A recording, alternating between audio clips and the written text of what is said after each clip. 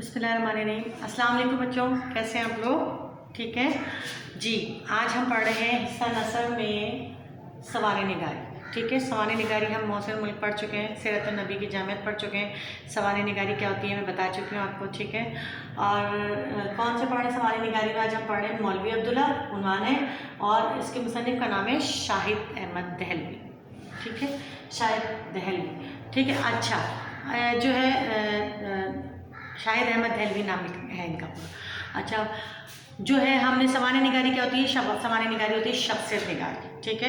شخصیت نگاری کو سوانح نگاری کہا جاتا ہے، صحیح ہے۔ کسی کی بھی شخصیت کے بارے میں جو کچھ لکھا ہو، جس کی بایوگرافی بیان کی ہو، تو اسے ہم سوانح نگاری کہتے ہیں۔ اور ان کی مولوی عبداللہ کے بارے میں کس نے لکھا ہے؟ شاہد احمد دہلوی نے لکھا ہے، ٹھیک ہے۔ یہ بہت اچھے ادیب ہیں، اپنے وقت کے ایک بہت اچھے ادیب، مترجم، تنقید نگار، خاکہ نگار، یہ شاہد احمد دہلوی۔ ان کا مختصر تعارف آج ہم پیش کریں گے، پھر اس کے بعد جو ہے مولوی عبداللہ کا چیپٹر ہم پڑھیں گے، تھوڑا تھوڑا پڑھیں گے، ٹھیک ہے۔ جو ان کے بارے میں ہے ذرا ذرا سا پڑھیں گے، تاکہ آپ کو تھوڑا سا کلیئر ہو جائے کہ کس طرح سے سوانح نگاری لکھی جاتی ہے۔ سوانح نگاری کوئی بھی لکھ سکتا ہے کسی کے بارے میں، لیکن یہ ہے کہ اس کے لیے الفاظوں کا انتخاب اور جو ہے اس کے بارے میں مکمل معلومات جو ہے اچھی طریقے سے جمع کر کے لکھی جا سکتی ہے، صحیح ہے۔ اچھا لیکن ہم جو ہے ہمارے پیارے نبی صلی اللہ علیہ وسلم کے بارے میں اگر کچھ لکھا جائے تو ہم اسے ہم پھر سیرت نگاری کہتے ہیں، ٹھیک ہے۔ ہم سیرت محمدی کی جامعت پڑھ چکے ہیں، وہ سوانح نگاری کی ایک شکل ہے، لیکن ہم اسے سیرت نگاری کہتے ہیں کہ ہمارے پیارے نبی صلی اللہ علیہ وسلم کی جو ہے سیرت پر جو کچھ بھی ان کے بارے میں ہے وہ اس میں موجود ہے، ٹھیک ہے۔ ہم اس کے علاوہ سوانح نگاری میں موصل ملک پڑھ چکے ہیں، مولانا محمد علی جوہر پڑھ چکے ہیں، ٹھیک ہے۔ اور آج ہم یہ تیسرا چیپٹر پڑھ رہے ہیں مولوی عبداللہ، ٹھیک ہے۔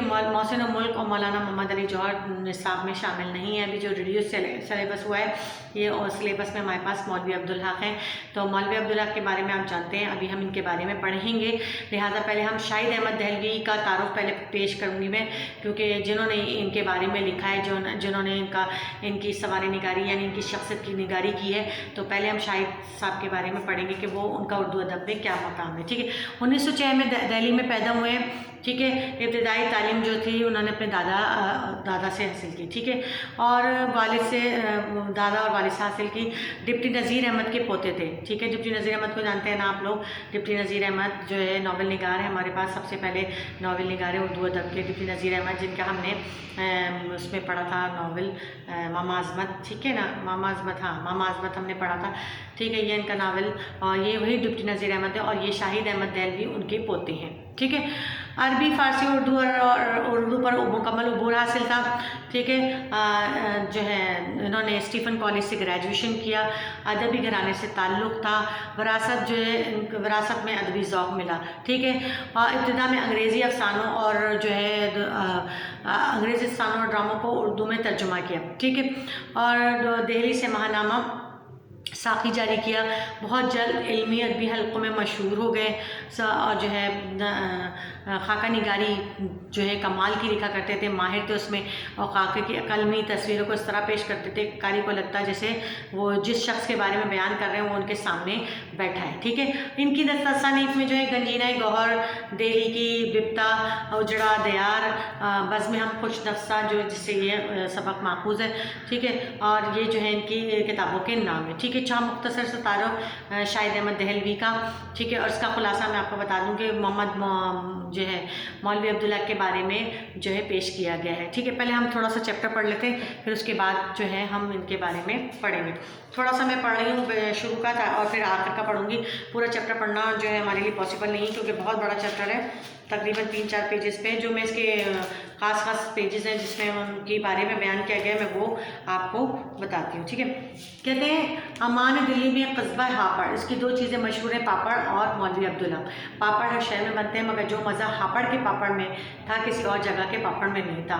مولوی عبداللہ بھی بے شمار پیدا ہوئے، مگر مولوی عبداللہ کا جواب آج تک نہ مل سکا، ٹھیک ہے۔ عبداللہ تو بہت سارے لوگ ہیں دنیا میں، لیکن مولوی عبداللہ جیسا انسان کوئی نہیں تھا، اور ضلع جو ہے قصبہ ہاپڑ میں ہی پیدا ہوئے، اس جگہ کا نام ہے، ٹھیک ہے۔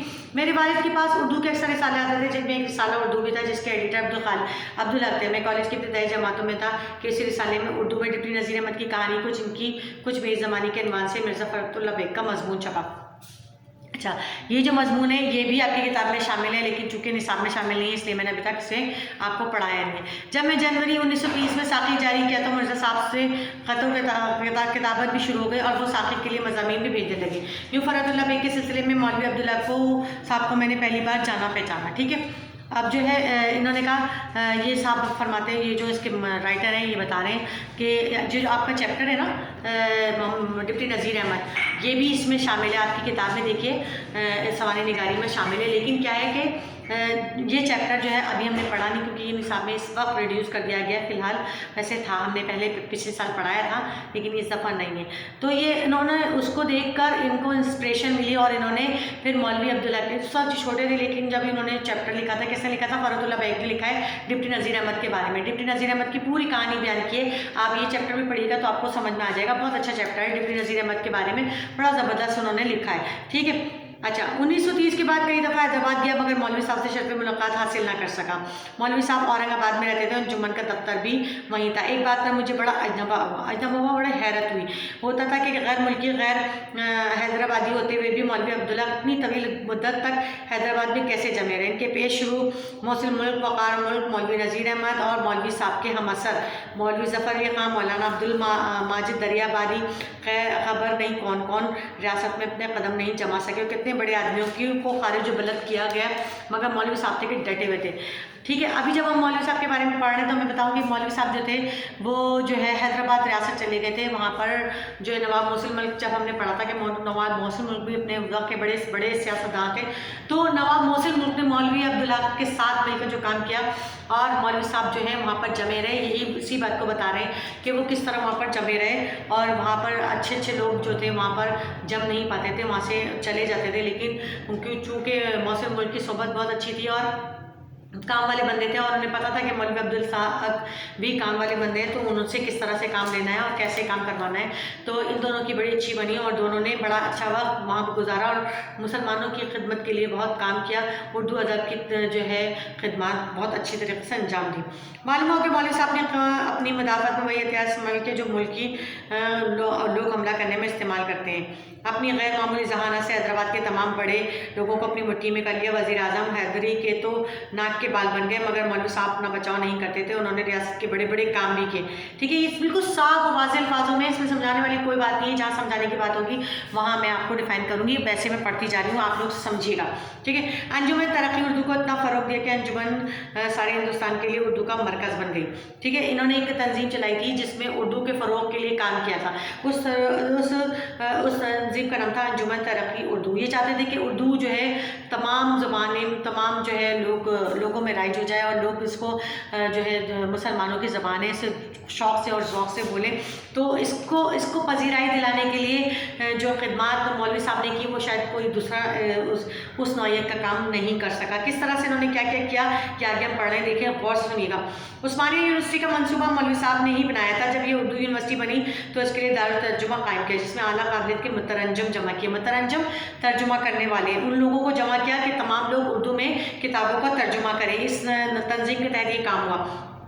इस दारुल तर्जुमा ने तमाम उल्म फ़नून उर्दू में मुंतकिल कर दिया, साबित किया कि उर्दू भी कामयाब ज़रिया तालीम बन सकती है। बिल्कुल सही हुआ कि बहुत बड़ी बड़ी किताबें, बहुत अच्छे अच्छे जो है मुसन्निफ़ों की किताबों का दूसरी ज़बानों से उर्दू में तर्जुमा किया और जो है उसको तरीक़ा राइज किया ताकि लोग भी तमाम किताबों को पढ़ सकें और जान सकें कि इन किताबों में क्या लिखा है। अपनी ज़बान में होगी तो तमाम लोग जो है समझ सकेंगे और इसको ज़रिया तालीम बनाने के लिए बहुत कोशिशें की मौलवी अब्दुल्ला ने। दारुल तर्जुमा के पहले नाज़िम मौलवी साहब ही थे, जबकि की दूसरी मसरूफियात बढ़ी तो मुंशी ज़कारुल्लाह दहलवी के साहबजादे मौलवी इनायतुल्लाह दहलवी को मौलवी साहब ने अपना जानशीन मुकर्रर किया। मौलवी साहब की तरह ये साहब भी अलीगढ़ इब्तदाई ग्रेजुएट थे। मौलवी साहब की तरह उन्होंने भी सर सैयद की आंखें देखी थी और उन कामों में अपना हाथ बटाया था। तर्जुमा बहुत उम्दा करते थे, इतना उम्दा कि एक खत में सर सैयद मुंशी ज़कारुल्लाह को लिखा कि तुम्हारा लड़का तुमसे अच्छा तर्जुमा करता है। ठीक है, तो ये थी इनकी बातें। में अब मैं आपको थोड़ा सा इनके बारे में और बताऊं कि मौलवी साहब ने शादी सारी उम्र नहीं की। इन्होंने शादी नहीं की थी, कहते थे मेरी उर्दू से शादी हो गई है। उर्दू के लिए इतनी खिदमत अंजाम दी कि बस उर्दू के होकर रहेगा। उन्होंने ज़िंदगी में दूसरा कोई काम ही नहीं किया, उर्दू के लिए अपनी ज़िंदगी को वक्फ कर दिया। ठीक है, ये भी सुना कि एक दफ़ा घर वालों ने गोंद के इनकी शादी कर दी थी, कोशिश करके इनकी शादी कर दी तो मौलवी साहब ने हैदराबाद वापस पहुंचकर तलाकनामा भिजवा दिया। ٹھیک ہے، یہ تھا ان کا شادی کا قصیدہ، کیونکہ وہ بیوی کے جو تھے مسئلے مسائل ان کو وہ جھیل نہیں سکتے تھے، کیونکہ وہ اس قدر پھنسے ہوئے تھے اردو کے کاموں میں کہ وہ اس کو جاری نہیں رکھ سکتے تھے۔ شادی ضرور کی انہوں نے، لیکن فوری طور پر طلاق نامہ بھیج کر ختم کر دی شادی۔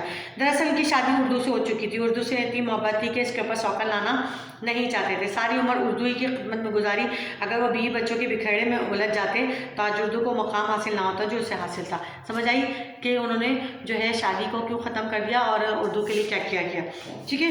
جب گاندھی جی اردو کی جان کے لاگو ہو گئے اور ہندوستان کے آڑ میں ہندی اور ہندوستان کی قومی زبان بنانے کے تل گئے، تو مولوی صاحب نے انجمن کا دفتر اورنگ آباد سے دلی منتقل کرنے کا ارادہ کیا۔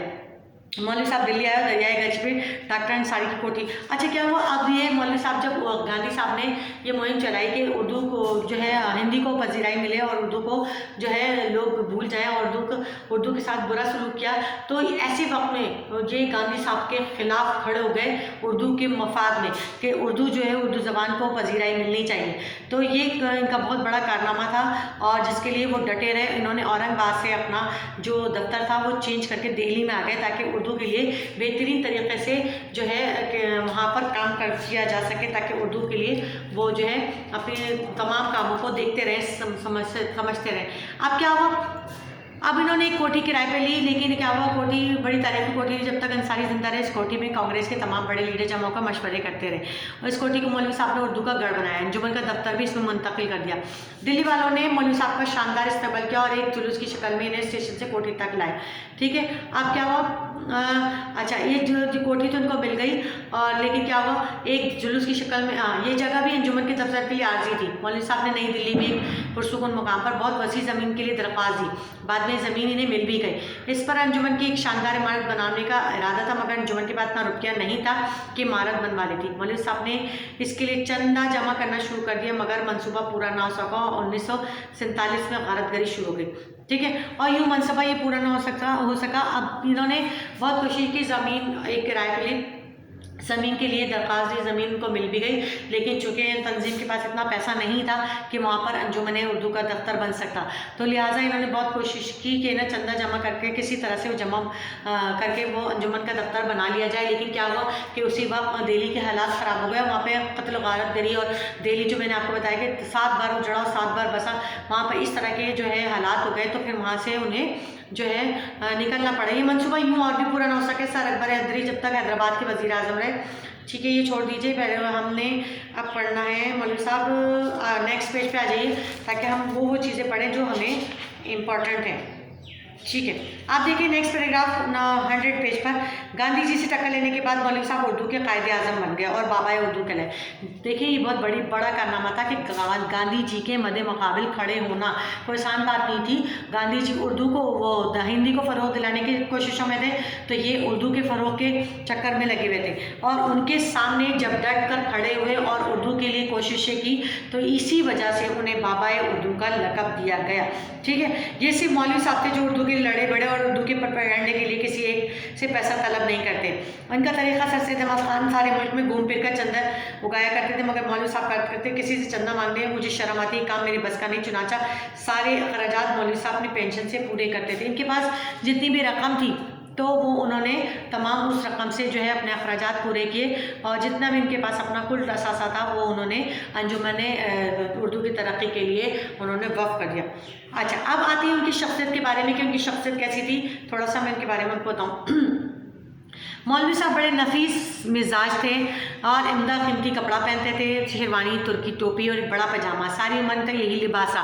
سوٹ پہنے ہوئے تو کبھی انہیں دیکھا ہی نہیں، اور نہ کوئی تصویر جس میں وہ سوٹ پہنے ہوئے نظر آئے۔ سوٹ سے مراد پینٹ شرٹس وغیرہ۔ کھانا اچھا کھاتے تھے، ایک ہی وقت میں کئی قسم کا ہوتا تھا، پھل بھی ضرور کھاتے تھے۔ ان کے مقربین میں سے ایک صاحب نے بتایا کہ جو ان کے ساتھ رہا کرتے تھے لوگ، ان کے میں کہ ایک دفعہ ممبئی میں کسی رئیس نے مولوی صاحب کو دعوت دی۔ میزبان کو معلوم تھا کہ مولوی صاحب کھانے کے بعد موسم کا پھل ضرور کھاتے ہیں، لہٰذا کھانا ختم ہو جانے کے بعد میزبان نے آواز لگائی فروٹ لاؤ، تو ملازموں نے ڈشوں میں گنڈیری لا کر رکھ دی۔ مولوی صاحب متبسم ہوئے مینس مسکرائے، مگر میں اپنے میزبان کا دل رکھنے کے لیے ایک آدھ گنڈیری لے لی۔ وہاں سے رخصت ہونے کے بعد مولوی صاحب نے ساتھیوں سے پوچھتے رہے، ہنستے رہے کہ تم کہو تم نے کتنے فٹ پھل کھایا اور تم نے کئی گز پھل نوش جا فرمایا، ٹھیک ہے۔ مولوی صاحب جب انجمن کو جمالیاتی سمارتی حصے میں اردو کالج بھی کھول دیا، ٹھیک ہے. اب جمالیہ تو اسی عبارت میں ایک حصے میں اب جب انہوں نے جس جگہ اپنے انجمن اردو ترقی کا دفتر بنایا تھا وہیں پر انہوں نے کیا کیا کالج بھی کھول لیا. اس کالج میں تمام مضامین اردو میں پڑھائے جانے لگے. مولوی صاحب نے اس کالج کو وزارت تعلیم سے تسلیم کرایا اور یہ بات منظور کرا لی کہ امتحان کے پرچوں کے جوابات بھی اردو میں دیے جا سکتے ہیں. اس کالج کے نتائج نے یہ ثابت کر دیا کہ اردو کو اگر ذریعہ تعلیم بنا دیا جائے تو انگریزی ذریعہ تعلیم سے بہتر نتائج نکل سکتے ہیں. کالج کی کامیاب تجربے کے بعد مولوی صاحب کو اردو کی یونیورسٹی قائم کرنے کی لگن لگ گئی. اب دیکھیے کالج تو انہوں نے بنا لیا اور اس پہ عمل بھی کیا. انہوں نے سارے پرچے اردو میں کروائے اور لوگوں نے بڑے ذوق و شوق سے ایگزام دیا اور کافی سارے تعداد میں جو ہے نوجوان اس میں پاس ہوئے. تو یہ جو ان کا طریقہ تھا یہ وہ جو ہے فل ہٹ ہو گیا. ٹھیک ہے. اب اس میں لگ گئے کہ وہ کسی طرح سے اب اس جگہ کو یونیورسٹی کا درجہ دے دیا جائے. ٹھیک ہے. کراچی کا ایک سرمایہ دار بھی ہمت کر کے یونیورسٹی بن جاتی ہمت کر جاتا تو یونیورسٹی بن جاتی. مگر ہمارے سرمایہ داران حکومت نے رخ دیکھ کر چلتے ہیں. حکومت تبدیلی کے خلاف تھی لہٰذا مولوی صاحب کی آرزو پوری نہیں ہو سکتی. سرمایہ اتنا نہیں تھا کہ اس کو یونیورسٹی کا درجہ دیا جا سکتا. اگر کوئی سرمایہ دار کھڑا ہو جاتا اور اس طرح کی نوعیت کا کام کرتا تو شاید اس وقت وہ یونیورسٹی بن جاتی. مولوی صاحب بہت باقاعدہ عادتوں کے مالک تھے. صبح کی چہل قدمی سے رات کی مشی تک یعنی کہ رات کے آخری پہر تک روزانہ ایک ہی سا پروگرام ہوتا تھا. راتوں کو جاگتے نہیں تھے, نیند پوری لیتے تھے, صبح تازہ دم اٹھتے تھے. 90 سے اوپر ہو گئے تھے یعنی کہ 90 سے اوپر صحت تھی مگر صحت اچھی تھی. ہمارا اندازہ تھا کہ 100 پار کر جائیں گے مگر ابھی 100 میں 5 سال باقی تھے کہ بیمار رہنے لگے. مرض تشخیص نہیں ہوتا تھا. خیال تھا کہ ہاضمے کی شکایت ہوگی جو کراچی میں عام ہے مگر جب مرض بڑھتا گیا تو اسپتال میں داخل ہو گیا اور فاقہ نہیں ہوا. پتہ چلا ان کو کینسر تھا. ٹھیک ہے. صدر ایوب کو مولوی صاحب کی علادت کی اطلاع ہوئی تو انہوں نے پنڈی بلوا کر سب سے بڑے اسپتال میں داخل کروا دیا. وہاں مولوی صاحب کا مرض کینسر تشخیص ہوا. پتہ ہے آپ کو کہ کینسر کا علاج جو ہے آج کل تو شاید پاسبل ہو لیکن اس وقت ناممکن تھا. لا علاج مرض کا علاج ہی کیا. جب زندگی سے مایوس ہو گئے تو مولوی صاحب کو کراچی کے نیول ہاسپٹل میں بھیج دیا گیا. یہاں پہنچنے پر مرض اتنا بڑھ چکا تھا کہ مولوی صاحب اکثر بے ہوش رہنے لگے. جب انہیں ہوش آتا تو کچھ بولنا چاہتے مگر نقات اتنی تھی کہ سرگوشی سنائی نہیں دیتی. صرف 2 لفظ میں کبھی کبھی قریب رہنے والوں نے سنے, انجمن اور اردو. اور یہ جو چیپٹر تھا یہ بزم ہم خوش نفسہ سے لیا گیا تھا. دیکھیے میں نے چیپٹر پڑھا دیا. ان کا بتایا گیا یہ پورے چیپٹر کا خلاصہ یہ تھا کہ جب وہ علی گڑھ میں جو ہے مولوی صاحب ہاپڑ میں پیدا ہوئے. انہوں نے علی گڑھ سے گریجویشن کیا. محسن ملک ان کے ساتھ. اب تھوڑا سا اس کا خلاصہ میں آپ کو تھوڑا سا اپنے لفظوں میں بتاؤں کہ مولوی صاحب یہ محسن ملک جو تھے نے اپنے ساتھ حیدرآباد لے گئے. اب ان کی غیر معمولی ذہانت کی وجہ سے جو تھے حیدرآباد میں انہوں نے اپنا مقام بنا لیا. وہ بڑے مشہور ہو گئے. حیدرآباد میں انہوں نے اپنا مقام بنا لیا تو وہیں سے انہوں نے انجمن ترقی کے ذریعے پورے ہندوستان میں مشہور ہو گئے. انہوں نے ایک تنظیم بنا لی انجمن اردو ترقی. ٹھیک ہے. اب یہ جب پورے ہندوستان میں مشہور ہو گئے تو انہوں نے اردو جو ہے عثمانیہ یونیورسٹی کی منصوبہ بندی شروع کر دی. اب عثمانیہ یونیورسٹی کی منصوبہ بندی شروع کی اور یہاں سے دارالترجمہ بنایا اور علم و فنون کو اردو میں منتقل کیا. اب جہاں یہ عثمانیہ یونیورسٹی جب بنائی انہوں نے تو اب انہوں نے جتنے بھی جو وہاں پہ علوم پڑھائے جاتے تھے ان سب کو اردو میں منتقل کر دیا. مولوی صاحب نے تمام عمر شادی نہیں کی اور شادی کی تو انہیں چھوڑ دیا کیونکہ وہ اردو کے ساتھ کوئی جو ہے ناانصافی نہیں کرنا چاہتے تھے. گاندھی جی کی اردو کی مخالفت کی وجہ سے مولوی صاحب بیچ میں کود پڑے اور اردو کے مفاد کے لیے انہوں نے جو ہے آخر حد تک کوشش کی اور اردو کے مفاد کے لیے ڈٹے رہے جس کی وجہ سے انہیں بابا اردو کا لقب ملا. انجمن اردو ترقی کا دفتر قائم کیا. حکومت کے وقت نے انجمن کے لیے زمین ان کو الاٹ کر دی. عمارت جو ہے تعمیر کی گئی مگر انجمن کے پاس اتنا سرمایہ نہ تھا کہ جو ہے اس کو مزید اس پہ یونیورسٹی قائم ہو جاتی. ٹھیک ہے. اور جب نیا وزیر اعظم آئے تو اس نے کیا کیا ان کی انجمن کی امداد بھی ختم کر دی اور پھر ان کا اپنے پاس جو ان کا اپنا 5 لاکھ کا ذاتی اثاثہ تھا انہوں نے جو ہے وہ بھی تمام اثاثہ اس انجمن کی ترقی کے لیے لگا دیا. اس وقت یہ 5 لاکھ آج کے 5 کروڑ کے برابر تھے لیکن انہوں نے اپنا یہ قیمتی اثاثہ لگا دیا. ٹھیک ہے. گاندھی جی سے مقابلہ کرتے رہے اور اردو کے فروغ کے لیے آگے بڑھتے رہے اور انہیں اچھا نہیں لگتا تھا کہ وہ کسی سے پیسہ لیں. ان کو یہ بات پسند نہیں تھی کہ چندے کے نام پر اردو کے لیے جو ہے کسی سے رقم مانگے. جو کچھ کیا جو کچھ ان کے پاس ذاتی تھا یونیورسٹی بنانا چاہتے تھے جو ہے اردو کالج کو لیکن وہ بن نہیں سکا اور اس سے پہلے موت نے انہیں بلا لیا اور آج بھی وہ جو ہے کراچی میں دفن ہے اور ان کے ہوٹوں پر آخری وقت میں انجمن اور اردو کا نام تھا. ٹھیک ہے، یہ تھا مولوی عبدالحق کے بارے میں مکمل جو ہے ان کی شخصیت کے بارے میں، ان کی شخصیت نگاری، ان کی سوانح نگاری۔ تو بچوں آپ کو سمجھ میں آ گیا ہوگا کہ مولوی عبدالحق کا اردو ادب میں کیا مقام ہے اور انہوں نے اردو ادب کے لیے کیا کیا خدمات انجام دیے۔ تو بچوں اسے اچھی طریقے سے سمجھیے گا، اس میں سے پیراگراف آتے ہیں جو ہے اقتباس کی تشریحات کے لیے، ٹھیک ہے، لیکن میں نے آپ کو خلاصہ بھی پیش کر دیا ہے، آپ کو سمجھ آنا چاہیے، مصنف کا تعارف آپ کو پتہ چل گیا ہے، ٹھیک ہے، اس کو لکھیے گا، ٹھیک ہے۔ آج کے لیے اتنا ہی کافی ہے، اب ملتے ہیں اگلے لیکچر میں، اللہ حافظ۔